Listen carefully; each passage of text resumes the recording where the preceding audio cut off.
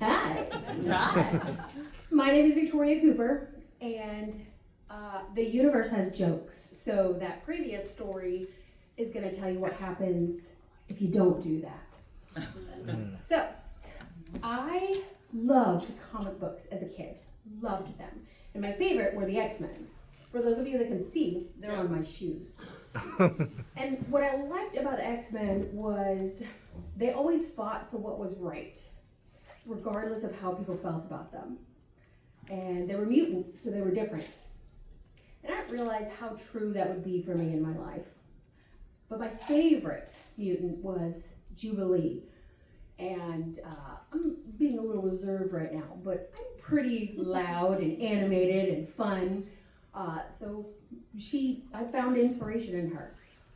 And I needed those comic books at the time because they were saving me from the household I lived in. Without going into too much detail, there's this wonderful exam called the Adverse Childhood Experiences.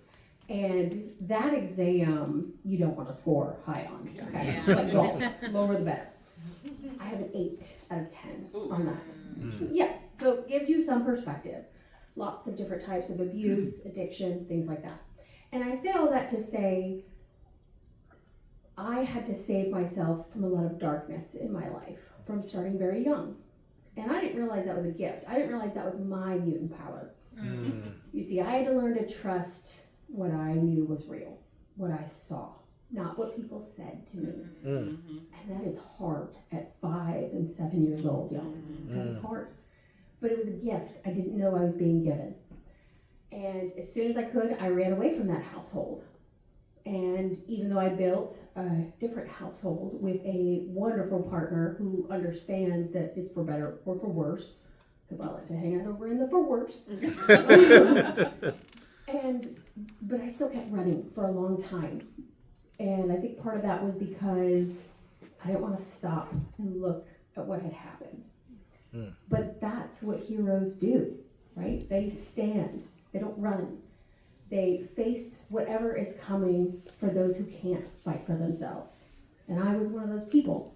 So when I got brave enough, and in 2019, when my biological father died of alcoholism, just 2 years after my stepfather died in a freak house fire from his addiction, I thought, maybe there's a theme here. Maybe I should talk to somebody about this.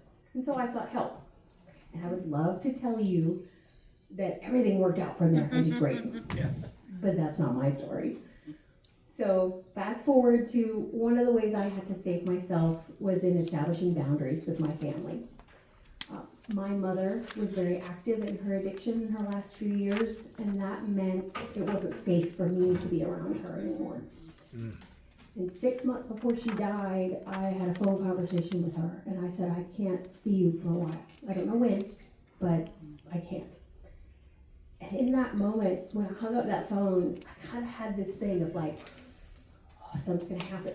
But I had to save myself. You know, when you get on the airplane and they're going through that thing, whose mask do you put on first? Yours.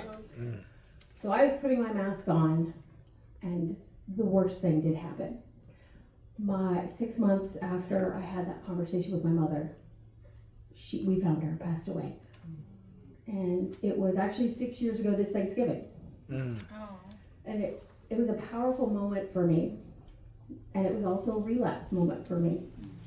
And I share that because honesty is also how I've had to save myself. And I think the key for me is remembering those heroes from my childhood who were more than just an escape. They were a template for me to see what it was like to be a good person and to not let that darkness overwhelm me. And I wish I could say that I've done it perfectly. Remember the for worse. It's been messy, but I have been able to do things in my life that have been surprising, even to me. And I save myself, like some other speakers said today, in little ways.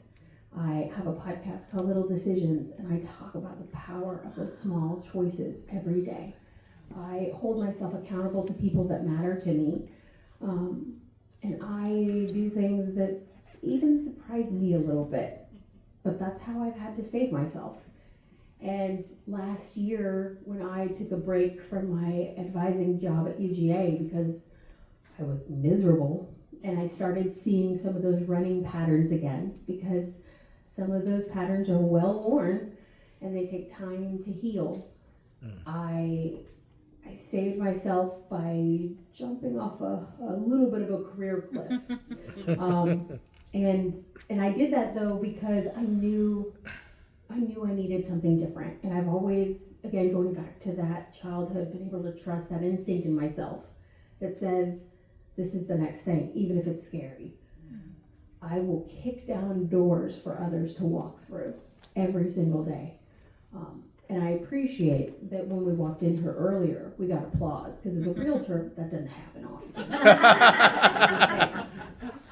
But what I have heard tonight, and what I hope everyone here takes home, is that it doesn't matter what you've done, it doesn't matter the mistakes you've made, you're not defined by your worst decisions, and what happened to you is not your fault, but healing it is your responsibility. And that was a lesson that only those comic books could tell me. And I now live a life full of joy and celebrations. It's full of jubilee.